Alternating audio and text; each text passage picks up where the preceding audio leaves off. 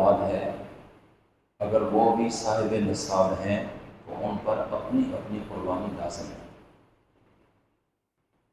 اس سے چھوٹ اور چھٹکارا کسی صورت بھی ممکن نہیں۔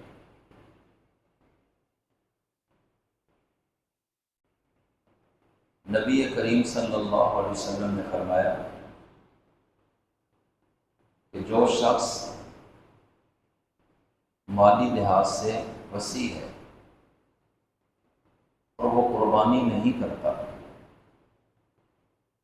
تو ہماری عیدگاہ کے قریب بھی نہ آئے۔ اس کو کوئی حق نہیں پہنچتا کہ عید کے دن عیدگاہ میں نماز کے لیے آئے۔ ایسے شخص کی نماز کی اللہ کو کوئی ضرورت نہیں۔ آپ صلی اللہ علیہ وسلم رحمۃ للعالمین ہے، اور اتنا سخت فیصلہ ہے، یہ اس قربانی کو واجب قرار دے رہے ہیں۔ یہ نہیں کہ کر لی تو ثواب ہے، نہ کیا تو خیر ہے۔ پارہ نمبر 17 میں سورۃ الانبیاء میں نہیں، سورۃ الحج میں اللہ تعالیٰ نے ارشاد فرمایا لِكُلِّ أُمَّةٍ جَعَلْنَا مَنسَكًا، ہر امت کے لیے ہم نے قربانی مقرر کی۔ جتنی امتیں اس دنیا میں آئیں سب پر قربانی لازم تھی،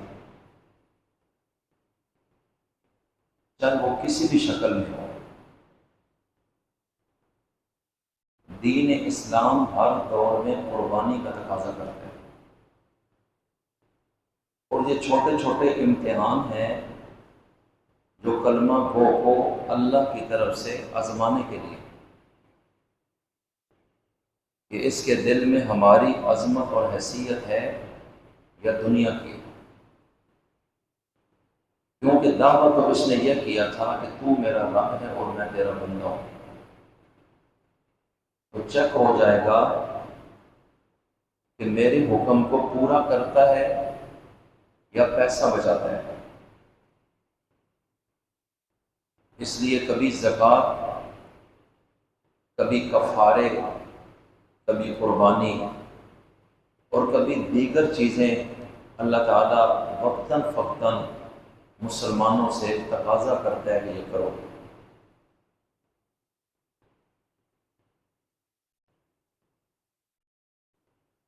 نبی کریم صلی اللہ علیہ وسلم جو ساری کائنات کے لیے پیغمبر ہیں اور سب کے لیے حجت ہے، اور ہر ایک کے لیے ضروری ہے کہ وہ ان کے پیچھے چلے۔ قیامت کے دن وہی جنت میں جائے گا جو ان کے جھنڈے کے نیچے کھڑا ہوگا، اور اس جھنڈے کو جو رسول اللہ صلی اللہ علیہ وسلم کے ہاتھ میں ہوگا لواء الحمد کہا جاتا ہے، اور لواء الحمد کے نیچے وہی ہوگا جو اس دنیا میں اپنے رسول کے پیچھے چلے۔ رسول اللہ صلی اللہ علیہ وسلم نے مدینہ منورہ جب ہجرت فرمائی، 10 سال مدینہ منورہ میں پورے گزارے، اور 11ویں سال اس دنیا سے رخصت ہوئی، اور قربانی کے ان دنوں میں جانور کی قربانی اتنی لازم ہے کہ ان 10 سالوں میں آپ نے قربانی کا ناغہ نہیں کیا۔ ہر سال آپ نے قربانی کی۔ 2 دمبے جن کی خاص خوبیاں بھی احادیث میں،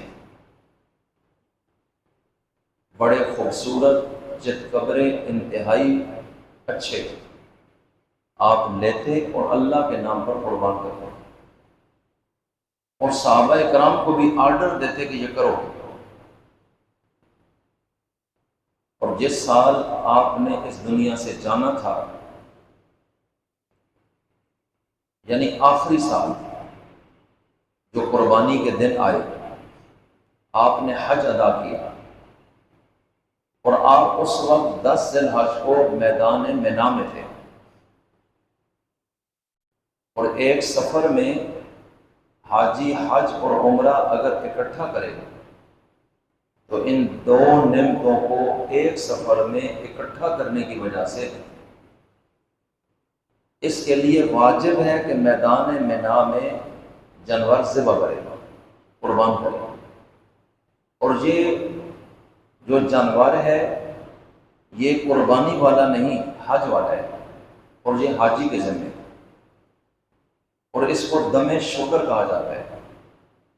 گویا کہ دو نعمتیں ایک سفر میں جب اللہ نے اس کو دی تو شکرانے کے طور پہ حدود حرم منا میں اس نے جانور ذبح کر دیا۔ اور اگر یہ غریب ہے، جانور ذبح نہیں کر سکتا، تو پارہ 2 رکوع نمبر 8 میں موجود ہے کہ پھر حدود حرم میں 3 روزے رکھے گا، اور جب گھر واپس پہنچے گا حج کر کے تو 7 روزے جہاں رکھنے، کل 10 روزے اس کو رکھنے ہوں گے۔ اس صورت میں کہ یہ غریب ہے اور حج کی قربانی نہیں دے سکتا تو 10 روزے رکھنے ہوں گے۔ آپ صلی اللہ علیہ وسلم کے ساتھ جتنے صحابہ کرام نے حج کیا، سب لوگوں نے ہزاروں جانور ذبح کیے، لیکن آپ نے ریکارڈ قائم کر دیا جس کی مثال اولین اور آخرین میں نہیں، کہ آپ نے صرف اپنی ایک قربانی یا بڑے جانور کا 7واں حصہ ہی شکر کے طور پر نہیں قربان کیا، بلکہ اس سے بڑھ کر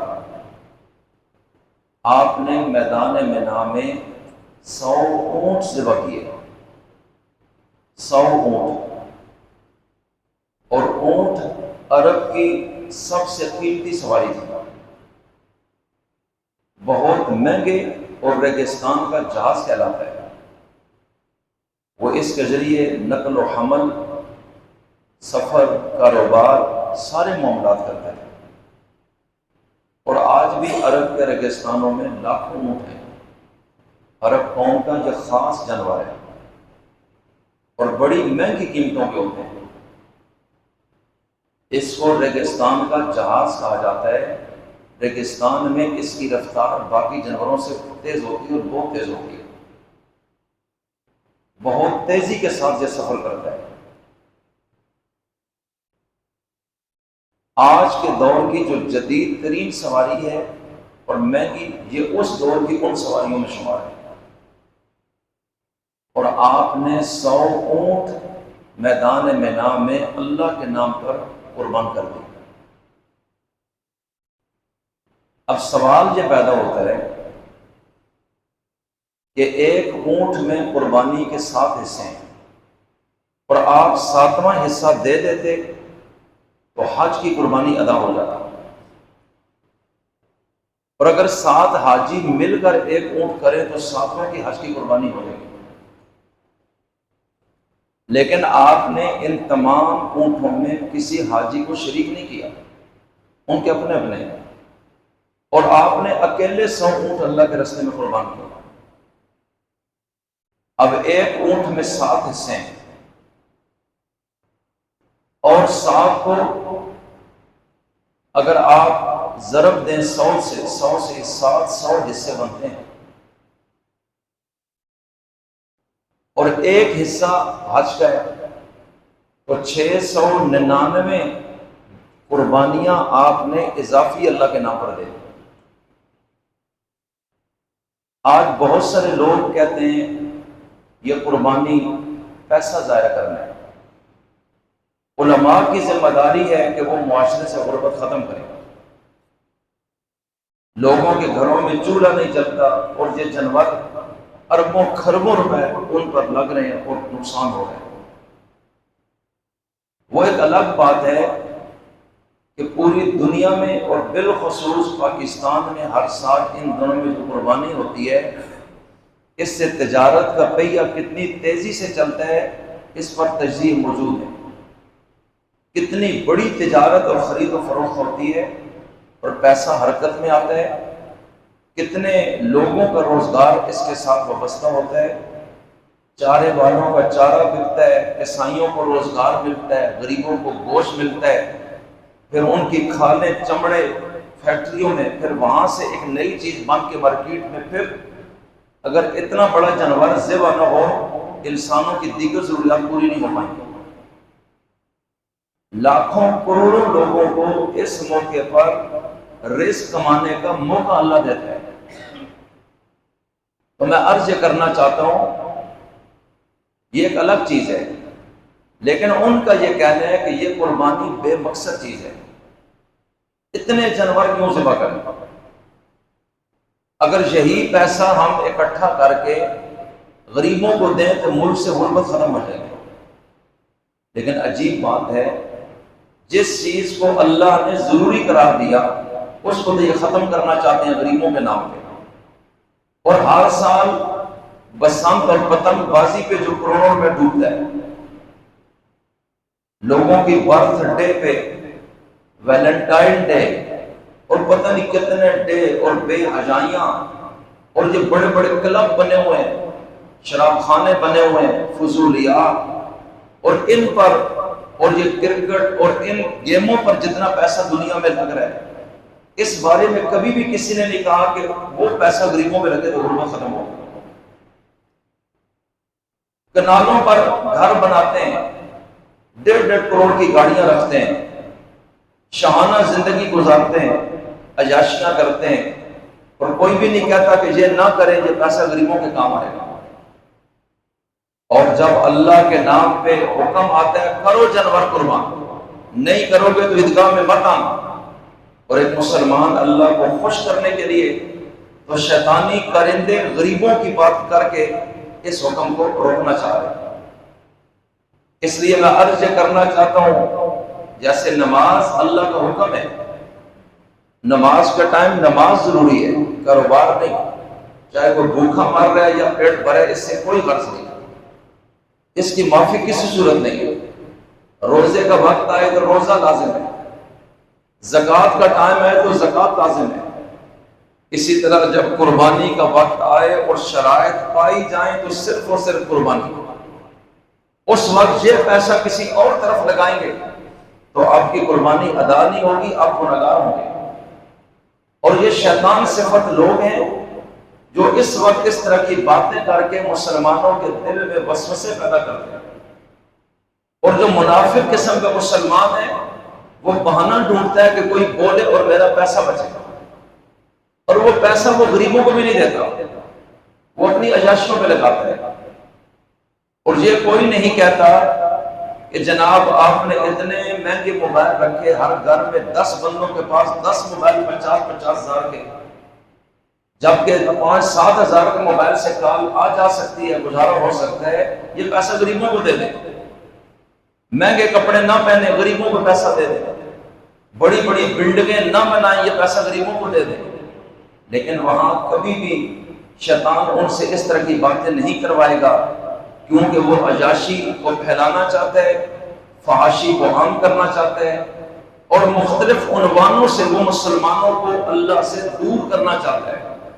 اس لیے یہ بات ذہن میں رکھیں، قربانی سے رکاوٹ ڈالنے والا صرف شیطان ہے، چاہے وہ کسی روپ میں آئے۔ اس کی دلیل کیا ہے کہ حضرت ابراہیم خلیل اللہ علیہ السلام جب جا رہے ہیں اپنے بیٹے اسماعیل کو قربان کرنے کے لیے، اور میدان منا میں، تو براہ راست 3 جگہ رستے میں مختلف فاصلوں پر ابلیس آیا، اور اس نے حضرت ابراہیم کو کہا یہ کیا کرنے لگے؟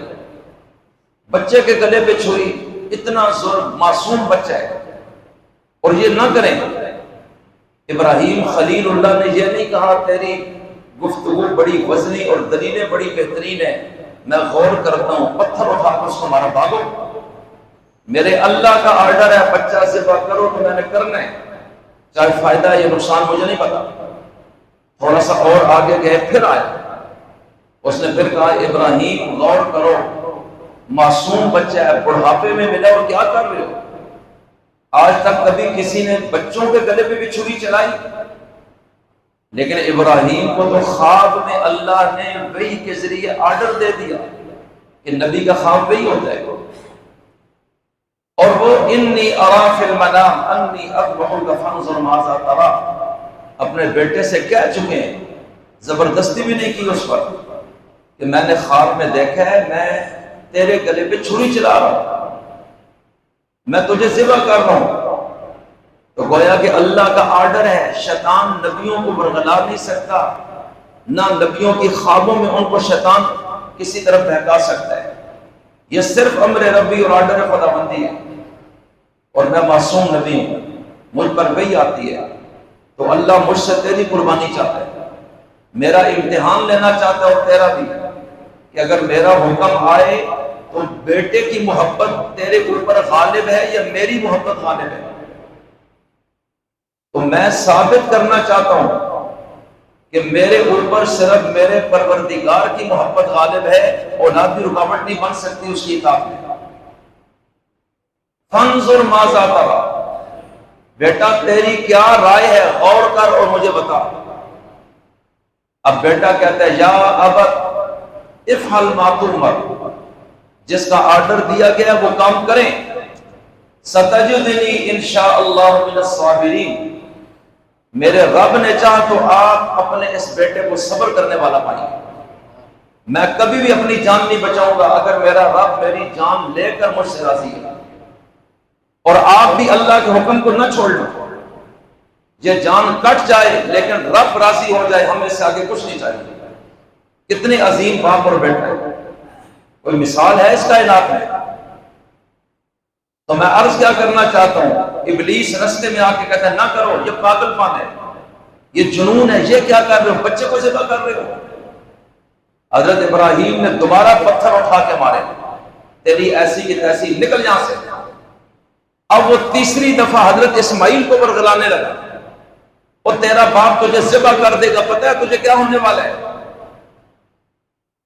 تو جو ہی یہ بات کی تو ابراہیم خلیل اللہ نے پھر پتھر مارے، اور پھر جا کر 94-96 سال کے ابراہیم خلیل اللہ نے اپنے 14 سال کے معصوم بچے کو زمین پر لٹایا، اور بچہ کیا بولتا ہے کہ اے ابو جان، میری محبت آپ کے دل میں بہت ہے، بڑھاپا بھی ہے، اللہ کا آرڈر بھی پورا کرنا ہے، اور آپ میرے گلے پر چھری چلائیں گے اور میرے چہرے کو دیکھیں گے تو زور نہیں لگ سکے گا، آپ کام نہیں کریں گے، تو آپ اپنی آنکھوں پہ پٹی باندھ لیں تاکہ میرے چہرے اور معصومیت پہ آپ کو ترس نہ آئے۔ حضرت ابراہیم نے پٹی باندھ لی، اب بیٹا قربان ہونا چاہتا ہے۔ یہ ہوتے ہیں مسلمان، ہمیں تو پتہ ہی نہیں اسلام کیا اور مسلمان کیسا ہوتا ہے۔ قیامت تک اللہ نے حضرت ابراہیم کی اس یادگار کو دنیا میں قائم کر دیا۔ کسی کا حج قبول نہیں ہوگا جب تک قربانی نہیں دے گا، نماز قبول نہیں جب تک حضور کے ساتھ ابراہیم خلیل اللہ پر درود نہ بھیجے، اور حضور کو بھی آرڈر دیا اتبع ملت ابیکم ابراہیم، کہ آپ اپنے جد امجد ابراہیم کے طریقے پر چلیں، اور حضور کی امت کو آرڈر دیا اتبعوا ملت ابیکم ابراہیم، کہ تم سارے مسلمان کلمہ گو بھی اپنے باپ ابراہیم کے نقش قدم پہ چلو گے۔ قیامت تک ابراہیم کے راستے پر چلنے سے کامیابی کا وعدہ ہے، اور اگر اس سے انحراف کریں گے کوئی شخص بھی کامیاب نہیں ہوگا۔ اور ہمارے کائنات کے سب سے بڑے رسول کو بھی پابند کر دیا کہ آپ نے بھی دین کے اصولوں میں ابراہیم خلیل اللہ کے پیچھے چلنا ہے، اور وہ اصول وہ ایسے قائم کر گئے اپنی زندگی میں جن سے کوئی بھی نہیں ہٹ سکتا۔ اس لیے میں عرض یہ کرنا چاہتا ہوں کہ حضرت ہم امت رسول اللہ کی ہے اور ملت ابراہیم خلیل اللہ کی ہے، یہ یاد رکھنا۔ ہماری دو نسبتیں ہیں، ایک ہماری نسبت امت کی ہے تو ایک ہماری نسبت ملت کی ہے۔ میری باتیں سن رہے ہیں؟ اللہ ہمیں کہتا ہے اتبعوا ملت ابیکم، اتبعوا جمع مذکر حاضر کا صیغہ مجھے اور آپ کو کہا جا رہا ہے۔ قیامت تک کلمہ گو رسول اللہ کی امت، کہ تم سارے کے سارے پیچھے چلو، اتباع کرو۔ اتباع پیچھے چلنے کو کہتے ہیں۔ کس کے؟ جو آگے چل گیا وہ کون ہے؟ ملت ابیکم ابراہیم، تمہارے باپ ابراہیم کی جو ملت ہے، ان کی زندگی کے وہ اصول جن پر وہ قائم رہے اور چلے اور کمپرومائز نہیں کیا، فرمایا تم سارے ان اصولوں پہ چلو گے، حنیفہ، یکسو ہو کر، کسی کے وسوسوں میں اور تقریروں میں مت آؤ، بل دل جمی اور یکسوئی کے ساتھ حضرت ابراہیم کے نقش پا پہ چلو گے۔ اور ہمارے نبی کو الگ سے حکم دیا قرآن کریم میں ہے، یہ تو امت رسول کو حکم ہے، اور کائنات کے عظیم رسول کو کیا آرڈر دیا؟ وَاتَّبِعْ، واحد کا مذکر کا صیغہ ہے جس میں صرف ہمارے اور آپ کے نبی کو خطاب ہے۔ وَاتَّبِعْ، اے عظیم رسول آپ بھی اتباع کرے، ملت ابیکم ابراہیم، اپنے باپ ابراہیم کی ملت۔ اور عجیب بات یہ ہے کہ حضرت ابراہیم خلیل اللہ سے پہلے اس کائنات میں جتنے بھی رسول آئے، مختلف خاندانوں سے، قبیلوں سے، علاقوں میں، مختلف رنگوں اور نسلوں سے، مختلف قبیلوں سے رسول آئے انسانوں میں، لیکن حضرت ابراہیم خلیل اللہ نے وہ کمالات کر دی اللہ کی اطاعت اور عشق میں ڈوب کر کہ قیامت تک اللہ نے جتنے نبی ان کے بعد بھیجنے تھے وہ سارے ابراہیم خلیل اللہ کی اولاد میں سے بھیجے۔ تمام خاندانوں سے نبوت کا دروازہ بند کر دیا کہ اب جو بھی نبی آئے گا وہ ابراہیم خلیل اللہ کی اولاد میں سے ہوگا۔ حضرت موسیٰ، کتنے نبی بڑے رسول ہیں؟ 136 مرتبہ قرآن کریم میں ان کا تذکرہ ہے اور سب سے زیادہ ہے۔ حضرت موسیٰ بھی ابراہیم خلیل اللہ کی اولاد ہے۔ حضرت عیسیٰ روح اللہ جو مردوں کو زندہ کرتے تھے اللہ کے حکم سے، اور آج آسمانوں پر ہیں، قیامت کے قریب ان کا نزول ہوگا۔ اور حضرت عیسیٰ روح اللہ پر انجیل اتری اور اولو العزم رسولوں میں سے براہ راست اللہ کی قدرت کی نشانی بغیر باپ کے امر ربی سے اس دنیا میں وجود میں آئے۔ اور حضرت عیسیٰ روح اللہ حضرت ابراہیم کی اولاد ہے۔ پھر حضرت داؤد علیہ السلام جن پر تیسری آسمانی کتاب زبور اتری، وہ بھی حضرت ابراہیم کی اولاد ہے۔ سلیمان، زکریا، یحییٰ، یوسف، حضرت الیاس، الیسع، ایوب، جتنے پیغمبروں کے نام، حضرت نوح کو چھوڑ کے وہ پرانے دور میں گزرے، لیکن یہ باقی تقریباً جتنے پیغمبروں کا نام قرآن میں آتا ہے یا جن کا نہیں بھی آیا ہے وہ سارے ہی حضرت ابراہیم کی اولاد ہے۔ ان کو جد الانبیاء کہا جاتا ہے، انبیاء کا دادا، نبی در نبی۔ اور اللہ کو کتنی محبت ان سے ہو گئی۔ نبوت سب سے بڑا درجہ ہے اس دنیا میں، مخلوق کے اندر اس کی برابری کا کوئی درجہ نہیں ہے۔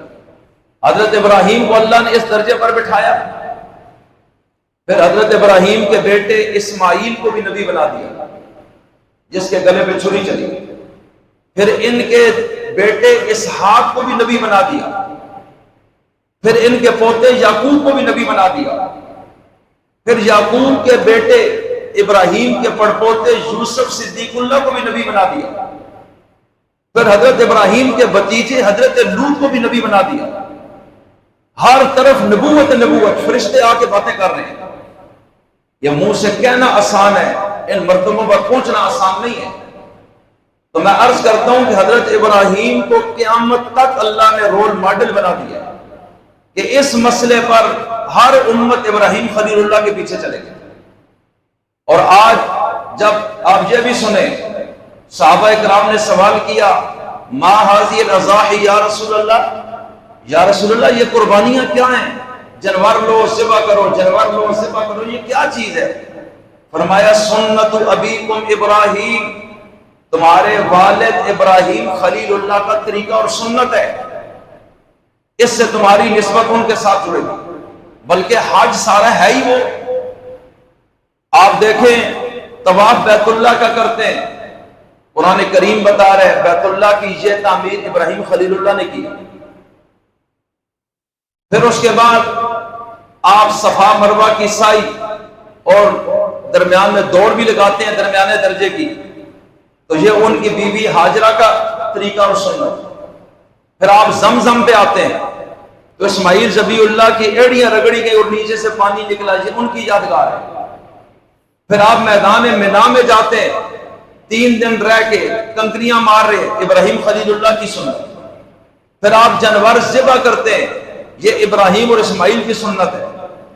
اور پھر آپ دیوانوں کی طرح میدان عرفات میں میدان عرفات اور پھر اسی طرح مزدلفہ میں رات رہتے ہیں، اور چھت اوپر کوئی نہیں، ننگے آسمان در بدر ہیں اور جسم کے کپڑے اترے ہوئے، اور آپ نے صرف کفن پہنا ہوا ہے، پاؤں میں جوتی نہیں ہے، سارے عہدے اتر گئے، مرتبے اتر گئے، دستاریں اتر گئیں، جبے کبے اتر گئے، اور بادشاہ اور گدا برابر ہو گئے، اور ایک ہی نعرہ اس کائنات میں لگتا ہے، لبیک اللہم لبیک، اے اللہ ہم حاضر، مال لگا کر، جان لگا کر، وقت لگا کر، قبیلہ کنبہ چھوڑ کر، قربانی دے کر ہم تیری برگاہ میں کھڑے ہیں۔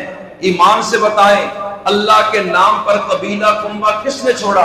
کیا ابراہیم خلیل اللہ نے اپنی بیوی اور بیٹے کو قربان نہیں کیا میدان مکہ میں جا کر؟ پھر اس کے بعد اگلی طرف آ جائیے، حضرت ابراہیم نے کیا شہر نہیں چھوڑا، والد نے گھر سے نکالا اور چلا وطن نہیں ہوئے؟ رسول اللہ کو فرمایا ابراہیم کے پیچھے چلیں۔ اب میرے نبی کی زندگی میں بھی سیم وہی امتحان، قبیلہ اور برادری مقابلے میں ہے، فرمایا ابراہیم کو فالو کرے۔ پھر انہوں نے کہا نکال لیں گے، جائیدادیں قبضہ کریں گے، چلا وطن کریں گے۔ اللہ کہتا ہے ابراہیم کو فالو کریں، چھوڑ دیں سب کچھ اور نکل جائیں میرے نام کی خاطر۔ پھر اس کے بعد میدان بدر میں کھڑے اور اعلان آتا ہے ابراہیم کے نقش قدم پہ کہ انہوں نے گردنیں کٹائی اور خود آگ میں چھلانگ لگا کے جان دی ہے، پیچھے نہیں ہٹنا تم نے، تمہاری قدم قدم پر نسبت ابراہیمی ہے۔ اس لیے اس میدان کے لوگ کبھی سوچا نہیں کرتے۔ اس لیے بھائیوں میں عرض کرنا چاہتا ہوں، ابراہیم خلیل اللہ جیسا ایمان اللہ ہمارے اندر پیدا کرنا چاہتا ہے۔ مولا روم نے یہ واقعہ مثنوی میں لکھا ہے کہ ایک مرتبہ حضرت جبرائیل نے اللہ کے سامنے عرض کی کہ آپ نے ابراہیم کو خلیل اللہ کہہ دیا۔ خلیل کہتے ہیں جگری یار کو، جس کی بات بندہ مانتا ہے اور ٹالتا نہیں ہے، ایسا دوست ہے، محبت انتہا کی ہو۔ اللہ نے کہا خلیل اللہ، یہ ابراہیم اللہ کا ایسا دوست ہے کہ جس دوستی کی مثال کوئی نہیں ہے۔ تو یہ بہت بڑا خطاب ہے جو اللہ نے ابراہیم کو عطا کیا۔ تو حضرت جبرائیل بڑے حیران ہوئے کہ اے رب کریم، اتنی عبادت فرشتے کر رہے ہیں، تو عجیب بات یہ ہے کہ یہ خطاب اس شخص کو ملا ہے جو عراق میں پیدا ہوا اور تیرے نام پہ ہر طرف لوگوں کو بلاتا اور دعوت دیتا ہے، اور بتوں کا کباڑا کر دیا، آگ میں چھلانگ لگا گیا، بچے کے گلے پہ چھری چلا دی، بیوی بچوں کو جنگل میں چھوڑ دیا، اور اپنے والد نے گھر سے نکالا، آپ کے مسئلے پر تو قربان کر دیا۔ تو آپ نے ان کو خلیل اللہ کیوں کہا، یہ لقب کیوں دیا؟ مولا روم فرماتے ہیں اللہ نے کہا کہ میری محبت کی جو چنگاری اور جو شعلہ ابراہیم کے دل میں ہے، اس وقت پوری کائنات میں کسی کے دل میں ایسی محبت نہیں۔ اگر امتحان لینا ہے تو جا کے چیک کر لو، تو پھر تمہیں سمجھ آئے گی کہ یہی خلیل بن سکتا ہے، کوئی اور نہیں۔ حضرت ابراہیم بکریاں بھی چلاتے تھے اور اس طرح کھڑے ہیں، حضرت ابراہیم خلیل اللہ بکریوں کا ریوڑ ہے، جنگل میں اچانک فرشتہ آتا ہے اور انسانی روپ میں آتا ہے اور ایک فقیر کی شکل میں آتا ہے، آ کے ایک طرف کھڑے ہو کے کہتا ہے اللہ۔ یہ آواز جو ہی لگی اس کفرستان میں جہاں ہر طرف بوتی بوت اور شرک ہی شرک تھا، حضرت ابراہیم نے یوں دیکھا کہ ایک بندہ کھڑا ہے، کہا کہ بڑا مزہ آیا ہے، تو نے اتنا پیارا نام لیا ہے، ایک دفعہ ذرا اور مجھے سناؤ۔ اس نے کہا ہم مفت میں نہیں سنایا کرتے، یہ بڑا، اس کی قیمت بڑی اونچی ہے، اگر آپ وہ ادا کر سکتے ہیں تو ہم پھر اس ہستی کا نام اس طرح لیں گے۔ ابراہیم خلیل اللہ نے کہا بولو کیا قیمت ہے میرے پیارے رب کا نام مجھے سنانے کی؟ انہوں نے کہا آدھا ریوڑ بکریوں کا مجھے چاہیے، اگر دے سکتے ہو تو میں تجھے تیرے رب کا نام سناتا ہوں، اس کا ذکر کرتا ہوں۔ انہوں نے کہا بالکل سناؤ، آدھا ریوڑ تمہارا ہے۔ اب فرشتے نے ضرب لگائی اللہ، حضرت ابراہیم وجد میں چلے گئے۔ کچھ دیر بعد پھر فرمایا بہت مزہ آیا، ایک دفعہ اور مجھے میرے رب کا نام سناؤ۔ کہا اب کیا دو گے؟ کہا باقی آدھا ریوڑ بھی تمہارا ہے۔ اب اس نے یہی کیا، اور یہ سارا ریوڑ ان کو دے دیا. یہ نہیں پتا کہ یہ فرشتہ ہے، بس یہ پتا ہے کوئی اجنبی فقیر ہے، اللہ والا ہے، جنگل میں آ گیا ہے. اب اس کے بعد کہا کہ ایک مرتبہ پھر مجھے میرے رب کا نام سناؤ. وہ کہنے لگا اب تیرے پاس بچا کیا مجھے دینے کے لیے، قیمت کیا دے گا؟ کہا کہ تجھے اس ریوڑ کو چرانے کے لیے پوری زندگی کے لیے کوئی نوکر بھی تو چاہیے. اگر ایک دفعہ مجھے میرے اللہ کا نام سنا، ساری زندگی ابراہیم تیرے بکریوں کا ریوڑ چرانے والا نوکر بن کر چلے گا. اب جو ہی اس نے اللہ کہا، انہوں نے کہا کہ میں بھی تیرے ساتھ ہو گیا، سب کچھ تیرا ہے. تو یکدم فرشتہ اپنی پوزیشن میں آیا. اس نے کہا ابراہیم میں کوئی فقیر نہیں، میں جبرائیل ہوں، مجھے رب نے بھیجا ہے. اور ہم بڑے حیران ہیں کہ اتنا بڑا لقب اور عہدہ تجھے کیسے مل گیا. اور جب واپس گیا تو میرے رب نے پوچھا جبرائیل بتاؤ کیا دیکھا ہے؟ کہا کہ ابراہیم جیسی محبت کسی کے دل میں نہیں ہے آپ کی. ابراہیم آپ کے عشق میں غرق ہو چکا ہے، اس لیے جو بھی کہتے جائیں گے وہ کرتا چلا جائے گا. اس لیے میرا رب آخری رسول کو کہتا ہے ابراہیم کے نقش قدم پہ چل جائیے. اور پھر ابراہیم وہ ہستی ہیں جن کو ایک اللہ کے نام کی وجہ سے نمرود نے کپڑے اتار کے ننگا کر دیا، بے ابرو کیا ساری قوم کے سامنے اور آگ میں جلانے کے لیے پھینک دیا. اس لیے میرے نبی نے فرمایا جب قیامت میں ہم کھڑے ہوں گے سارے ننگے ہوں گے، بے لباس ہوں گے، اور اس وقت سب سے پہلے اللہ جنت میں سے جنت کا لباس اور کرتا منگوا کر جس ہستی کو اپنے رحمت کی ہاتھوں سے پہنائے گا اس کو ابراہیم خلیل اللہ کہا جاتا ہے. اللہ کہے گا میرے نام پر تو بے ابرو ہوا، آج ساری کائنات دیکھ رہی ہے، اور حضرت ابراہیم کو اللہ وہ لباس عطا فرما رہا ہے. اس کے بعد باقی جہان والوں کو وہ لباس نصیب ہوں گے. تو میں عرض کیا کرنا چاہتا ہوں، آج قربانی کا موقع ہے. اب یہاں آ کر ایمان کا اندازہ ہوگا کہ ہمیں 50-60 ہزار روپے سے زیادہ محبت ہے یا اپنے محبوب رب سے زیادہ محبت ہے. یہاں آ کے امتحان ہونا ہے کہ ابراہیمی کون ہے اور صرف منافقانہ کلمہ پڑھنے والا کون ہے. اس لیے میرے عزیزوں، میرے نبی نے تو یہاں تک امت مسلمہ کو فرمایا کہ گنجائش اور مالدار ہو اور قربانی نہیں کر رہے ان دنوں میں تو ہماری عیدگاہ کے قریب بھی مت آنا. کوئی بندہ اللہ کے سامنے سجدے کے لیے عید کی نماز میں نہ آئے جب تک قربانی کا جانور وہ قربان کرنے کے لیے نہ لے لے یا اس کا ارادہ نہ ہو. اگر نہیں کر رہا تو وہ کس چیز کا شکر ادا کر رہے؟ یہ تو شکرانے کی نماز ہے کہ یا اللہ تیرا شکر ہے کہ تو نے ہمیں اس عبادت کی توفیق عطا فرمائی. اور جو منکر ہے وہ کیوں اللہ کے سامنے آئے گا؟ اس کا تو مقصد ہی نہیں ہے ادھر آنے کا. اور میرے نبی چونکہ ابراہیمی نسبت میں سب سے زیادہ آگے ہیں. سنیے کیسے، غور کیجئے. یہ قرآن کریم میں موجود ہے اور قرآن کریم کو ہمیں پڑھنا چاہیے، پھر ہمیں اندازہ ہوگا. پارہ نمبر 4 میں اللہ تعالیٰ نے پوری تفصیل سے اس چیز کو ذکر کیا ہے کہ لوگ جھگڑ رہے ہیں ہمارے نبی کے ساتھ. پارہ نمبر 3 میں ہمارے نبی کے ساتھ یہودی جھگڑتے ہیں اور کرسچن نصارہ جھگڑتے ہیں، اور وہ کہتے ہیں کہ ہم ابراہیم کے وارث ہیں. یہودی کہتے ہیں ہم ان کے وارث ہیں. اللہ تعالیٰ نے قرآن کریم میں اس جھگڑے کا فیصلہ کیا. فرمایا یا اہل الکتاب، بلکہ اس سے پہلے ایک اور چیز ہے، قل یا اہل الکتاب، کہ وہ یہ کہتے ہیں ہم ابراہیمی ہیں اور بتوں کے آگے جھکتے ہیں. کرسچن کہتے ہیں ہم ابراہیمی ہیں اور عیسیٰ کو اللہ کا بیٹا کہتے ہیں، مریم کو اللہ کی بیوی کہہ رہے ہیں، شرک کر رہے ہیں اور آخری سچے ثابت شدہ رسول کا انکار کر رہے ہیں. یہ کیسے ابراہیمی ہیں؟ اور مسلمان کہتے تھے ہم ابراہیمی ہیں. حضرت ابراہیم وہ ہستی ہیں، یہ تینوں فرقے ان کا ادب کرتے ہیں. آج بھی یہودی کہتا ہے میں ابراہیم خلیل اللہ کا وارث ہوں اور اس دنیا میں ہم ہی ہیں اصل راستے پر. اور نصرانی کہتے ہیں کہ ہم ابراہیمی ہیں اور ہم ان کے نقش قدم پہ ہیں، اور مسلمان کہتے ہیں ہم ابراہیمی ہیں، ہم ان کے نقش قدم پہ ہیں. تو اللہ تعالیٰ کیا کہتا ہے؟ قل یا اہل الکتاب، اے نبی آپ ان کو کہیں اے اہل کتاب، یعنی یہودیوں اور نصرانیوں، میں تم سے بات کر رہا ہوں. تعالو، آ جاؤ، الی کلمۃ سواء بیننا و بینکم، ایک ایسے نقطے پر ہم اکٹھے ہو جاتے ہیں جو ہمارے اور تمہارے درمیان مشترک ہے. اللہ نعبد الا اللہ، اور وہ نقطہ کیا ہے کہ ہم عبادت صرف اور صرف کس کی کریں گے؟ شرک کی کوئی گنجائش نہیں ابراہیمی ملت میں.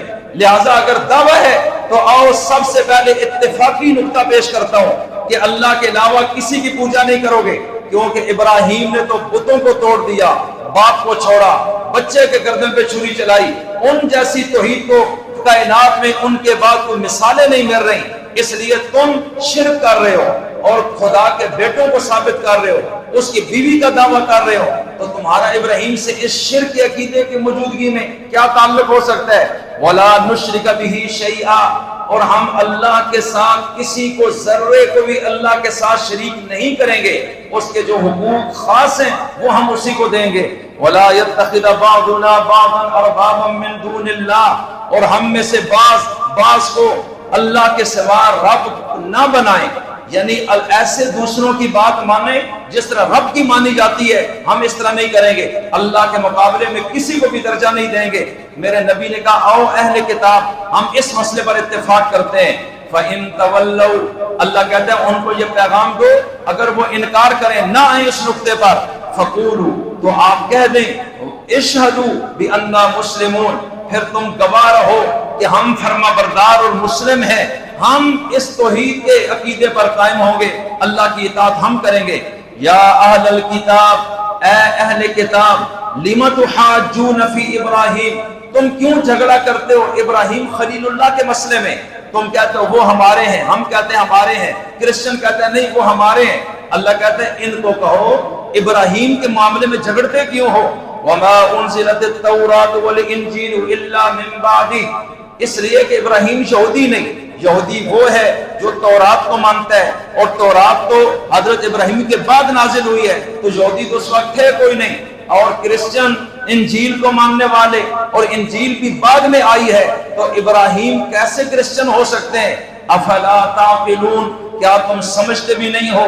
ہا انتم ہؤلاء حاججتم فیما لکم بہ علم، کہا کہ تم وہ لوگ ہو کہ جو اس طرح جھگڑتے ہو کہ تمہارے پاس علم نام کی کوئی چیز نہیں، صرف زور دے رہے ہو، دلیلیں پیچھے کوئی نہیں ہے۔ فَلِمَ تُحَاجُّونَ فِي مَا لَيْسَ لَكُمْ بِهِ عِلْمٌ، جس مسئلے کا علم نہیں ہے اس پر لڑائی جھگڑا کیوں کرتے ہو؟ پہلے اپنی معلومات درست کرو، اس کے بعد میرے ساتھ آ کے ٹیبل ٹاک کرو۔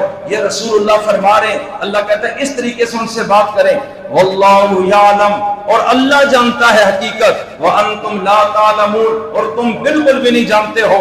اب سنیں اللہ کیا کہتا ہے، مجھے بتائیں قرآن کریم کس کا کلام ہے، اور یہ سچا ہے یا جھوٹ ہے؟ اس میں کسی انسان کا کوئی جملہ نہیں۔ اب اللہ کہتا ہے میں فیصلہ کرتا ہوں کہ ابراہیم کون ہے۔ ما کان ابراہیم یہودیا، ابراہیم یہودی تو تھے ہی نہیں، ولا نصرانیا، اور وہ نصرانی بھی نہیں تھے، ولکن کان حنیفا مسلما، لیکن وہ یکسو اور سیدھے مسلمان تھے۔ سارے کہیں سبحان اللہ۔ اللہ کہتا ہے اسلام پر قائم تھے ابراہیم خلیل اللہ، اور آج اس نبی کا جو مذہب ہے وہ اسلام ہے، اور یہ اس راستے پر کھڑے ہیں، اور یہ اللہ کہہ رہے ہیں۔ اور چونکہ ابو جہل اینڈ کمپنی مشرک تھے، وہ کہتے تھے ہم ابراہیمی ہیں، وہ چوتھی ایک پارٹی بھی میدان میں آئی، اللہ نے ان کو بھی رگڑ دیا ہے کہ تم تو ہو ہی جھوٹے، شرک کرتے ہو، بت پرستی، اور کہتے ہو ہم ابراہیمی ہیں۔ انہوں نے تو بتوں کو مار مار کے کچومر نکال دیا تھا، تمہارا کیا حق پہنچتا ہے اپنے آپ کو ابراہیمی کہنے کا؟ صرف اس لیے کہ تم بیت اللہ کے متولی بنے ہوئے ہو، تم نے قبضہ کیا ہوا ہے، اپنی مرضی سے تالے کھولتے اور چابی ہاتھ میں رکھتے ہو، جس کو چاہتے ہو اندر جانے دیتے ہو، جس کو چاہتے ہو تم روک لیتے ہو، اور تم کہتے ہو جی ہم ابراہیمی ہیں کیونکہ بیت اللہ کو ہم نے سنبھالا ہوا ہے۔ اللہ کہتا ہے سنو، ابراہیم یہودی بھی نہیں تھے، نصرانی بھی نہیں تھے، ولیکن کان حنیفا مسلما، لیکن وہ بالکل یکسو حنیف کسے کہتے ہیں کہ جو ایک طرف ہو کر چلے، وہ دائیں بائیں کا قائل نہیں ہوتا، یکسو پوری توجہ سے انہماک سے ایک ہی کے آگے جھکتا ہے۔ فرمایا وہ حنیف تھے اور مسلم تھے۔ غور کیجئے گا، وما کان من المشرکین، اور ابراہیم تو مشرک بھی نہیں تھے۔ اللہ کہتا ہے ان کا مشرکوں کے گروہ سے بھی تعلق نہیں تھا، یہودیوں سے بھی نہیں، کرسچنوں سے بھی نہیں۔ تو حضرت ابراہیم کا دین کون سا تھا؟ زور سے بولیے۔ اور حضرت ابراہیم خود کیا تھے؟ پارہ نمبر 17 کے بالکل آخر میں آپ ذرا دیکھیے، اللہ تعالیٰ اس چیز کو ہمیں بتا رہے ہیں۔ اب اس پہ ذرا غور کیجئے گا کہ ہماری یہ نسبتیں چلی کہاں سے ہیں، اور آج ہم امت اپنے رسول کی ہیں اور ملت ابراہیم خلیل اللہ کی ہیں۔ اللہ کہتا ہے یا ایھا الذین آمنوا ارکعوا واسجدوا، اے ایمان والو جنہوں نے اللہ کو اپنا رب مانا ہے، اب اللہ ان سے خطاب کر رہے ہیں، وہ ہم ہیں الحمدللہ جو کہتے ہیں اللہ کے علاوہ کوئی معبود نہیں۔ اللہ کہتا ہے اے ایمان والو ارکعوا، رکوع کرو، واسجدوا، اور سجدے میں گرو، وَاعْبُدُوا رَبَّكُمْ، اور عبادت کرو صرف اور صرف اپنے رب کی، وَافْعَلُوا الْخَيْرَ، اور اچھے اچھے کام کرو، لَعَلَّكُمْ تُفْلِحُونَ، تاکہ تم کامیاب ہو جاؤ، وَجَاهِدُوا فِي اللَّهِ حَقَّ جِهَادِهِ، اور اللہ کے راستے میں اتنی مشقت کرو جس طرح اس کے راستے میں مجاہدہ کرنے کا حق ہے وہ حق ادا کرو۔ هُوَ اجْتَبَاكُمْ، اس رب نے تمہیں چنا ہے اس لائن کے لیے، وَمَا جَعَلَ عَلَيْكُمْ فِي الدِّينِ مِنْ حَرَجٍ، اور جو دین تمہیں اس نے دیا ہے اس میں اس نے کوئی تنگی تمہارے لیے پیدا نہیں کی ہے۔ ملت ابیکم، یہ دین کیا ہے؟ ملت ابیکم ابراہیم، یہ دین جو اس نے تمہیں دیا ہے یہ تمہارے باپ ابراہیم کی ملت ہے۔ سارے کہو سبحان اللہ۔ یہ دیکھیں آج اللہ ہمیں کہہ رہا ہے یہ ابراہیم کی وراثت میں نے تمہیں دی ہے، اس لیے یکسو ہو کر چلو، نیک راستوں پر اچھے بنو، اور ہم تم سے یہ چاہتے ہیں اور ہمارے دین کے لیے ہمارے لائن میں مشقت کرو، قربانی دو، چاہے مال کی ہو، جان کی ہو، وقت کی ہو، اولاد کی ہو، کہ ابراہیم نے یہ راستہ تمہارے لیے متعین کیا ہے۔ اور پھر ہم ہیں کون؟ هو سماکم المسلمین، کہ تم مسلمان و مسلمین، جمع ہے مسلم کی، مسلمانوں کو کہتے ہیں۔ اللہ کہتے ہیں ابراہیم ہی نے تمہارا نام مسلم رکھا ہے۔ کیا نام رکھا ہے؟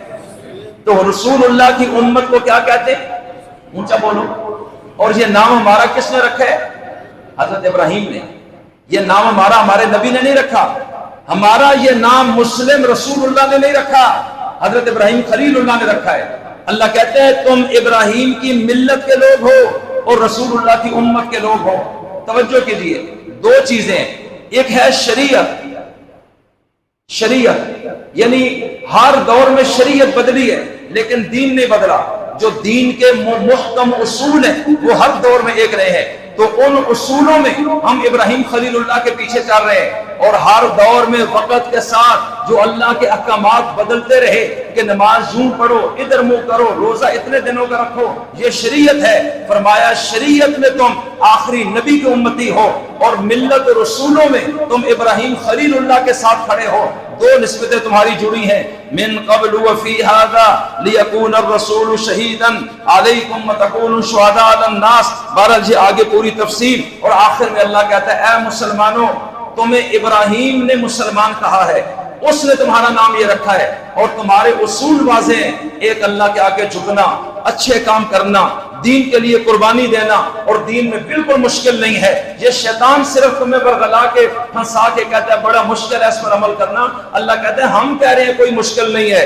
فَأَقِيمُوا الصَّلَاةَ، نماز کی پابندی کرنا، وَآتُوا الزَّكَاةَ، زکوٰۃ دیتے رہنا، وَاعْتَصِمُوا بِاللَّهِ، اور اللہ کو مضبوطی سے تھام کے رکھنا، اللہ کو قابو رکھنا کہ اللہ تم سے ناراض کبھی نہ ہو، بس اللہ سے جڑ جاؤ۔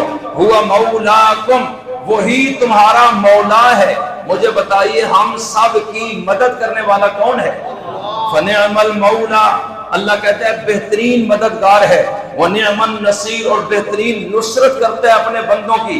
اس لیے میرے عزیزو یہ قربانی حضرت ابراہیم خلیل اللہ کی سنت ہے، ہمارے نبی نے فرمایا، اس لیے کوشش کریں ہر حال میں جن کو رب نے گنجائش دی اور جو صاحب نصاب ہیں وہ لازم قربانی کریں، اس فریضے کو نہ چھوڑیں، سخت گناہ ہے اس کو چھوڑنا، اور صرف اس لیے کہ میرا رب مجھ سے یہ تقاضا کرتا ہے اور میں یہ کرنے کو تیار ہوں۔ اس کو قربانی کہتے کیوں ہے؟ ذرا اس پہ غور کریں۔ قربانی قربان سے ہے، تقرب سے ہے، جب آپ یہ عمل کرتے ہیں تو آپ اللہ کے قریب ہو جاتے ہیں، اللہ کا قرب مل جاتا ہے۔ آخر اس میں کوئی راز تو ہے، جانور کا خون جب آپ بہا دیتے ہیں اللہ کے نام پہ، آخر کوئی تو اس میں ایسی حکمت ہے کہ ہر امت پر اللہ نے اس جانور کی قربانی کو لازم رکھا ہے کسی بھی شکل میں۔ لِكُلِّ أُمَّةٍ جَعَلْنَا مَنْسَكًا، اللہ کہتا ہے ہر امت میں ہم نے قربانی کے جانوروں کو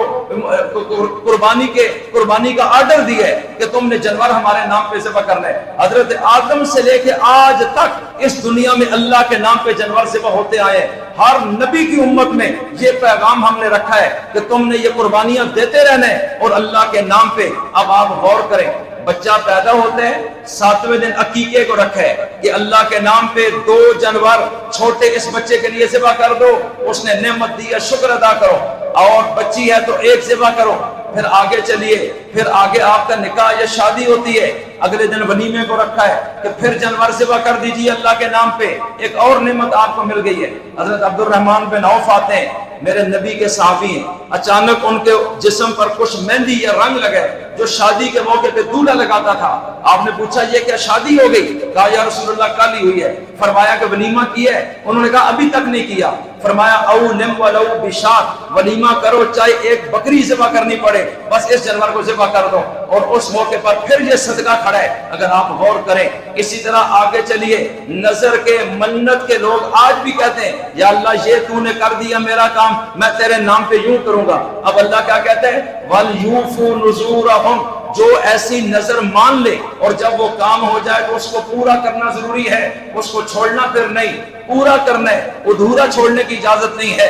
اسی طرح پھر آگے چلیں، ہر سال ان دنوں میں صاحب نصاب پر قربانی لازم ہے۔ اگر وہ 45 سال بالغ ہونے کی حالت میں زندہ رہا اور صاحب نصاب ہے تو ہر سال جانور اس کو گرانا ہوگا۔ اور جتنے بھی حاجی جا رہے ہیں حج ان کا قبول نہیں جب تک مینا میں جانور نہیں گرائیں گے۔ اللہ کہتے ہیں اس میں ایک راز ہے، بس تمہارا رب یہ اس میں اپنے جب تم اس کا نام لیتے ہو اور ذبح کرتے ہو اور اس کی خوشنودی، شیطان پر وہ دن سب سے زیادہ بھاری ہوتا ہے، اور اللہ کی رحمت کی تجلیات اس صدقے کی وجہ سے تمہیں گھیر لیتی ہیں، بلائیں رک جاتی ہیں، غضب ٹھنڈا ہو جاتا ہے۔ اور اس طرح مسلمان پوری دنیا میں 1500 سالوں میں جانوروں کی قربانی دیتے ہیں، اور پھر وقت آتا ہے سب سے بڑھ کر اپنی گردنیں بھی یہی کٹا دیتے ہیں اللہ کے نام پہ۔ جہاد رکھے ہے قیامت تک۔ اصحاب رسول نے جانوں کی قربانیاں بھی دی، علاقے کی بھی دی، مکانوں کی، اور پھر اپنی برادریوں کی، اپنی اولادوں کی، پھر جانور قربان کیے۔ قدم قدم پر قربانی کھڑی ہے۔ یہ اسلام اپنی قیمت مانگتا ہے، تو سارے ساتھی کریں گے قربانی انشاءاللہ۔ عید کی نماز 5:45 بجے ہمارے ہاں ہوگی، جلدی اس لیے کہ گرمی بھی ہے اور ویسے بھی بڑی عید جلدی ہونی چاہیے تاکہ وقت پر آپ اپنی قربانی کر سکیں۔ اللہ تعالیٰ سمجھ کی اور عمل کی توفیق عطا فرمائے۔ اور میں نے عرض کیا تھا پچھلے جمعے ایک اعلان کہ جامعہ دارالعلوم ٹیکسلا کو اپنی قربانی کی کھا لیں۔ ملک شاعر صاحب کے ہاں جہاں باقاعدہ جگہ ہوگی، ساتھی کوشش کریں جہاں پہنچائیں، اور اگر کوئی نہیں پہنچا سکتا تو وہ فون نمبر ملک صاحب کے ہمارے موجود ہیں، اطلاع کریں تو ساتھی وہاں سے وصول کر لیں گے تاکہ دین کی اشاعت میں آپ کا یہ پیسہ بھی ساتھ لگے اور صدقہ جاریہ بن سکے۔ وما علینا الا البلاغ۔